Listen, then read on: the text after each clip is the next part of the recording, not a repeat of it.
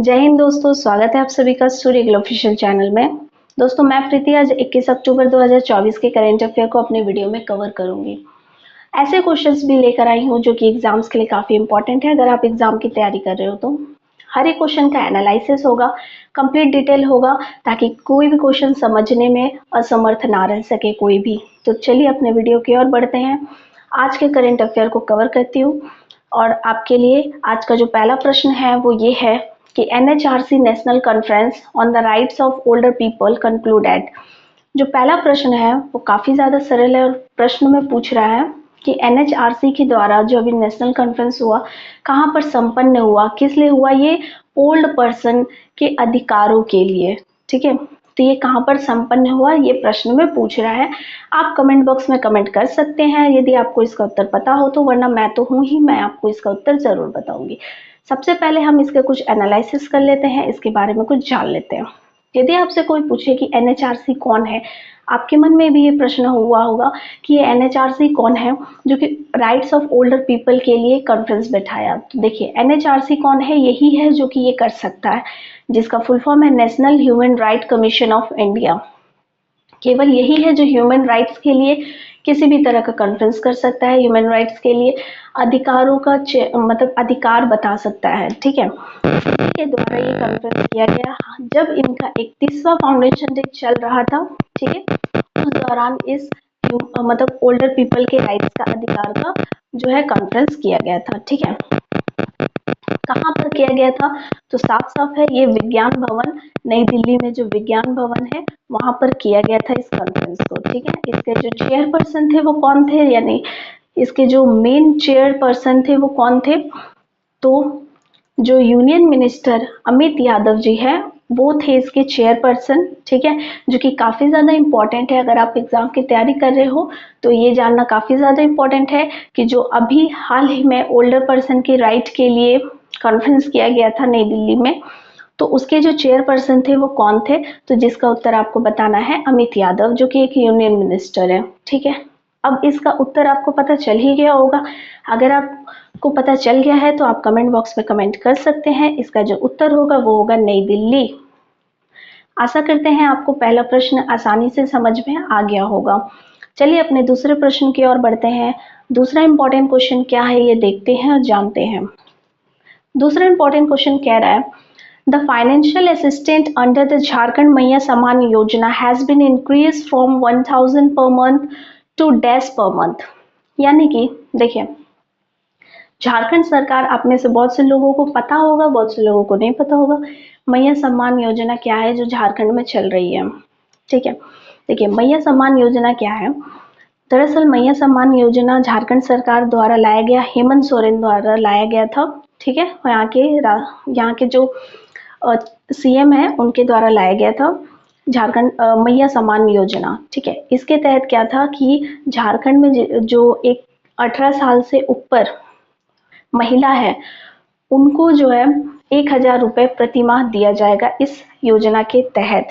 अब जो है झारखंड सरकार इसमें थोड़ा बदलाव कर रही है, जिसमें 1000 को छोड़कर, मतलब 1000 नहीं बल्कि थोड़ी से और पैसे को बढ़ा दिया गया है। अब उनको 2500 रुपये पर मंथ दिए जाएंगे, ये घोषणा किया गया है झारखंड के गवर्नमेंट के द्वारा। लेकिन ये जो घोषणा है ये कब से लागू हो जाएगी, तो दिसंबर 2024, यानी कि इसी दिसंबर से ये लागू हो जाएगी। इसी दिसंबर से 2500 रुपये इस योजना के तहत महिलाओं के खाते में दिया जाएगा। करीबन 45 से 50 लाख महिला है जिनको ये लाभ दिया जाएगा इस स्कीम के तहत। इस स्कीम के तहत जो है करीबन 9000 करोड़ का बर्डन जो है वो स्टेट के बजट पे पड़ने वाला है। ये जानना भी काफी ज्यादा आवश्यक है। दोस्तों नवंबर के महीने में 2 राज्यों में इलेक्शन होने वाले हैं, एक है झारखंड और एक है महाराष्ट्र। तो ये इलेक्शन के द्वारा ही लिया गया निर्णय है, जिसमें 1000 से लेकर, हालांकि ये 1000 जो है वो अगस्त से दिया जा रहा है, अगस्त से दिया जा रहा है, और अब दिसंबर में जाकर ये 2500 रुपये दिए जाएंगे। तो हो ये भी सकता है कि ये इलेक्शन के दौरान किया गया निर्णय है।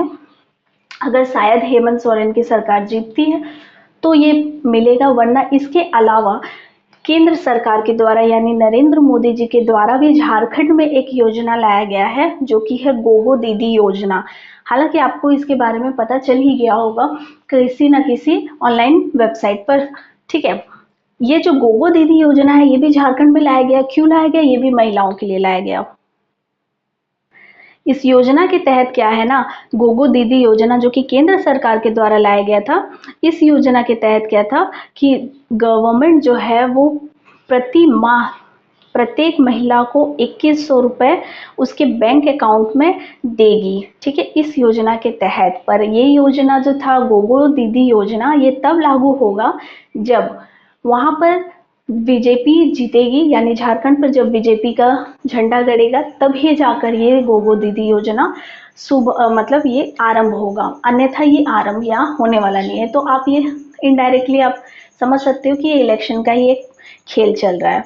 तो वो मेरा पर्सनल बात था जो मैंने इस वीडियो में बता दिया। हालांकि इस प्रश्न से यही बात है कि अब 1000 से लेके कितना तक कर दिया गया है, तो 2500 रुपये कर दिया गया है। प्रति माह 2500 रुपये दिया जाएगा झारखंड सरकार के द्वारा। अगले प्रश्न की ओर बढ़ते हैं। अगला इंपॉर्टेंट क्वेश्चन क्या कहता है, इस पर ध्यान देते हैं। देखिए, which state government has installed the pink alarm at Datia district hospital and medical college for women's safety. कहने का तात्पर्य है कि किस राज्य सरकार के द्वारा, ठीक है, पिंक अलार्म को इंस्टॉल किया गया है, एप्लीकेशन इंस्टॉल किया गया है, ऐप इंस्टॉल किया गया है। ठीक है, ये जो है दतिया जिले में, ठीक है, हॉस्पिटल में, वहाँ के हॉस्पिटल में और मेडिकल कॉलेजेस में, ठीक है, जो वुमेन्स है उसकी सेफ्टी के लिए ये किया गया है। तो किस राज्य सरकार के द्वारा ये किया गया है ये आपको बताना है। देखिए, पहले इसके बारे में कुछ जान लेते हैं, जो कि आपका मन में ये क्वेश्चन होगा, ये पिंक अलार्म है क्या? एक तरह का ऐप समझ सकते हैं, एक तरह का एप्लीकेशन आप समझ सकते हो, जिसको जो है वहाँ की लेडीज, उस राज्य की लेडीज जो है वो अपने फ़ोन पे इंस्टॉल करेगी। अगर उनको किसी भी तरह की दिक्कत होगी, ठीक है, किसी भी तरह की परेशानी होगी, उनकी सेफ्टी से जुड़ा किसी भी तरह की बात होगी, तो वो जो है इस अलार्म को दबाते ही, मतलब इस अलार्म को जैसे ही वो दबाएंगे अपने फ़ोन में, तो वहाँ के जो पुलिस है वो 5 मिनट के अंदर आकर उनकी रक्षा करेंगे इस मतलब पिंक अलार्म के तहत। ठीक है, इसको जो है वहाँ के डिस्ट्रिक्ट कलेक्टर संदीप मकिन के द्वारा लाया गया, उनका ये आइडिया था। ठीक है, ये आइडिया उन्हीं का था, जो कि काफ़ी अच्छा आइडिया है वुमेन सेफ्टी के लिए। जो घटना वेस्ट बंगाल में घटी उसी को देखते हुए जो है हॉस्पिटल और मेडिकल कॉलेज के लिए ये सेफ्टी लाया गया है। तो आपका जो सही उत्तर होगा आपको कमेंट बॉक्स में कमेंट करना है, वरना मैं तो इसका उत्तर बता ही दूंगी। एनालिसिस करते वक्त भी आपने ध्यान दिया होगा कि ये मध्य प्रदेश की बात हो रही थी, जो इसका सही उत्तर होगा। अगले क्वेश्चन की ओर बढ़ते हैं। अगला क्वेश्चन क्या है, इसको अच्छे से समझते हैं। आशा करती हूँ दोस्तों आपको अब तक का सभी वीडियो का जो क्वेश्चन है और उसका जो एनालिसिस है आपको समझ में आया होगा। अगर आया होगा तो वीडियो को एक बार लाइक ज़रूर करें। चलिए देखते हैं अगले क्वेश्चन को। Until when has the government extend the Samarth scheme for capital building in textile sector? यानी कि जो समर्थ स्कीम है, अब आप में से कई लोग सोच रहे होंगे समर्थ स्कीम क्या है। बताऊंगी, पूरे डिटेल में बताऊंगी समर्थ स्कीम क्या है और ये क्वेश्चन क्या कह रहा है, पहले इसको भी बता देती हूँ। तो किस मतलब गवर्नमेंट के द्वारा समर्थ स्कीम के तहत जो भी स्किल डेवलपमेंट करवाया जा रहा था यूथ का, वो और कितने समय के लिए एक्सटेंड कर दिया गया है, ये प्रश्न में पूछ रहा है। चलिए देख लेते हैं समर्थ स्कीम क्या है। दरअसल ये एक तरह का स्कीम है, ठीक है, जिसके तहत यूथ को जो है वो टेक्सटाइल सेक्टर में उनको अच्छी ट्रेनिंग दी जाएगी, उनका स्किल डेवलपमेंट करवाया जाएगा। किस सेक्टर में? तो टेक्सटाइल सेक्टर में। जब टेक्सटाइल सेक्टर में इसलिए करवाया जा रहा है ताकि टेक्सटाइल सेक्टर में भी लोगों को रोजगार प्राप्त हो सके। ठीक है, वहाँ की भी वैकेंसीज जो है जब भी निकले तो लोग जो है मतलब उसके लिए भी कैपेबल हो सके इस जॉब को पाने के लिए। इसीलिए इस स्किल डेवलपमेंट को करवाया जा रहा है और इसका नाम क्या रखा गया है? समर्थ। ठीक है, आशा करती हूँ आपको समझ में आ रहा हो।